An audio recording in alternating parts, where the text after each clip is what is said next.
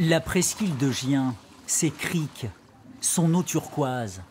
L'endroit est bien connu pour passer des vacances de rêve. Mais cette fois, c'est une offre d'emploi qui nous y amène. Publiée sur le site internet d'un spécialiste des clubs de vacances, un CDD d'1 semaine, intitulé du poste « Testeur de vacances ». Un emploi rémunéré pour, selon l'annonce, se détendre et profiter, de quoi piquer notre curiosité. Bonjour Alexis. Bonjour, bienvenue. Bon, on va en savoir un peu plus sur ce CDD. Voilà, le CDD de rêve dans un des plus bels endroits du monde. Depuis maintenant quelques jours, on a lancé cette offre de recrutement pour un CDD exceptionnel.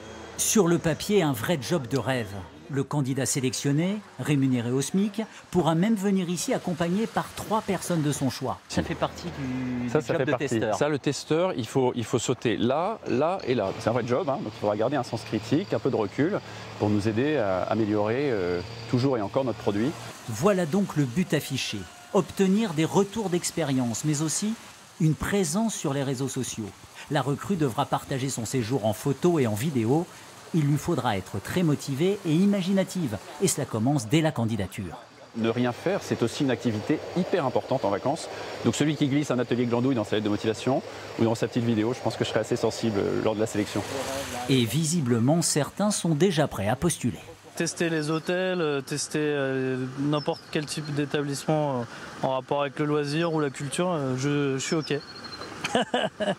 Et je pense que sur le CV, je dois pouvoir ajouter testeur de transat, testeur de piscine, testeur de pizza. Qu'est-ce que vous voulez qu'on teste encore testeur de mojito, par exemple.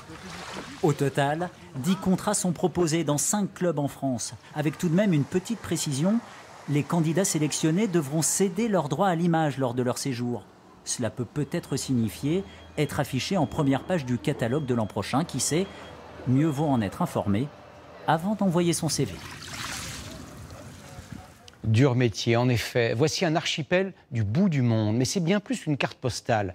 Les Seychelles sont aussi un sanctuaire pour de nombreux animaux, et notamment les tortues géantes. Elles ont une particularité, elles ne subissent pas l'outrage de l'âge. Certaines ont au moins 150 ans, ce sont les plus vieux animaux vivants. Tout est fait pour ne pas perturber leur paisible vie de retraité. Héloïse Capis et Sylvain Ducasse se sont tout doucement approchés. La superficie de l'île est d'à peine 3 km², pourtant elle abrite des espèces rarissimes. Son nom, la Curieuse, une référence au bateau du premier explorateur qui l'a découverte. Située dans l'archipel des Seychelles au large de Praslin, elle est inhabitée. Les touristes n'y ont accès que quelques heures en pleine journée.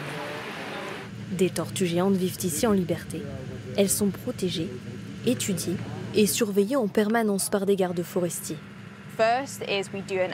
Nous faisons un recensement annuel des tortues. On essaye d'en trouver le plus possible sur l'île. On mesure leur taille, leur poids, on détermine leur sexe aussi. On étudie leur comportement pour voir ce qu'elles mangent et comment elles se socialisent. Est-ce qu'elles dorment? Que font-elles de leur journée?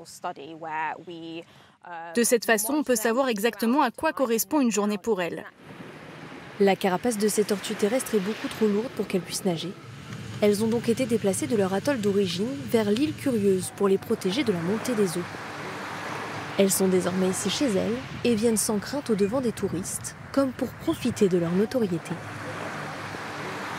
C'est incroyable de les voir comme ça en liberté, de pouvoir les toucher, les caresser. Elles sont curieuses et gourmandes. Les tortues ne sont pas les seuls trésors de l'île.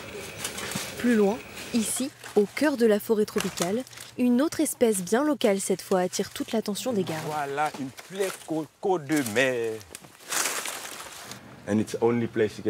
C'est le seul endroit de la planète où vous pouvez voir des cocos de mer. C'est la plante qui prend le plus de temps à pousser. Il lui faut 25 ans pour être mature. C'est la raison pour laquelle c'est unique et c'est pour ça qu'on les protège. Cet arbre est exceptionnel. Ces noix de coco sont les plus grosses du monde. Elles peuvent peser jusqu'à 20 kg. En mûrissant, elles prennent une forme particulière. Le coco-fesse a longtemps été victime de son succès surexploité par les touristes pour en faire des objets de décoration. Aujourd'hui, sa culture est limitée. Pour en rapporter une, il faut acheter un certificat à plusieurs centaines d'euros pour prouver que sa récolte a été autorisée. Il faut avoir une tag sur votre coco de mer. S'il n'y a pas de tag, ou soit une permis, vous avez en prison.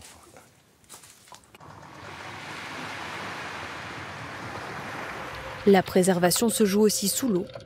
Les fonds marins sont d'une richesse exceptionnelle. Mais cet équilibre est fragilisé par le réchauffement climatique. Ethan est scientifique. C'est bon. Tous les matins, il plonge pour s'occuper de fermes sous-marines dans lesquelles il élève des petits morceaux de corail. Lorsqu'ils ont atteint une taille suffisante, il les replante sur les sites les plus endommagés pour leur redonner vie. Le but est que l'île Curieuse continue à bénéficier d'un patrimoine riche. L'archipel des Seychelles est d'ailleurs l'un des seuls pays au monde à avoir inscrit dans sa constitution la protection de la nature. La moitié de ses terres est sanctuarisée.